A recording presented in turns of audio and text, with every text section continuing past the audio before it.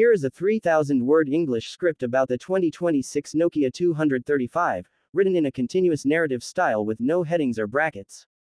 The year 2026 marked a significant moment for mobile phone enthusiasts around the world as Nokia, a legendary name in the industry, returned to the spotlight with its newly redesigned and reimagined model, the Nokia 235.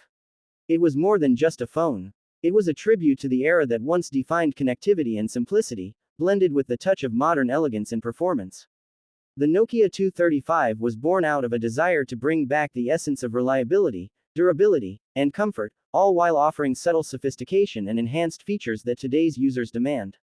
Unlike the overwhelming complexity of modern smartphones, the Nokia 235 focused on one core principle: doing the basics brilliantly and with style. The phone's design was a nod to the past, infused with a sense of minimalism and robustness. Its form factor was a perfect balance of size and portability. Not too big, not too small, it fit perfectly into the palm, a nostalgic reminder of a time when phones were compact yet powerful. Crafted with a sturdy polycarbonate shell, the Nokia 235 was built to last. The finish was smooth yet offered a firm grip, reducing the chances of slips and drops. It came in a range of refreshing colors that stood out without being flashy. The most popular variant, an elegant deep blue, quickly became a fan favorite, followed closely by the classic charcoal and a soft mint green that appealed to the younger generation. The front of the device featured a 2.8-inch QVGA display that brought clarity and sharpness to everyday usage.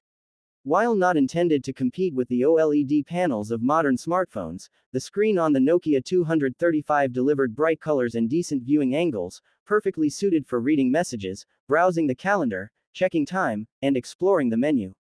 Below the screen was a tactile keypad with well-spaced buttons. Each keystroke brought a satisfying click, evoking the memories of composing long texts on T9 input systems.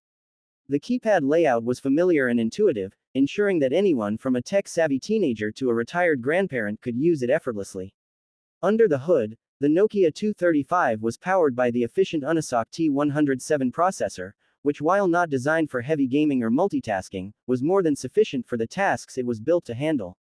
The processor ensured smooth navigation through the interface, rapid opening of apps, and low power consumption.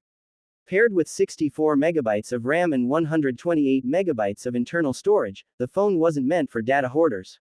But it came with a micro SD card slot supporting up to 32 gigabytes, giving users enough space to store their photos, music, and even a few videos. It was a simple but practical inclusion, reinforcing the phone's identity as a dependable companion.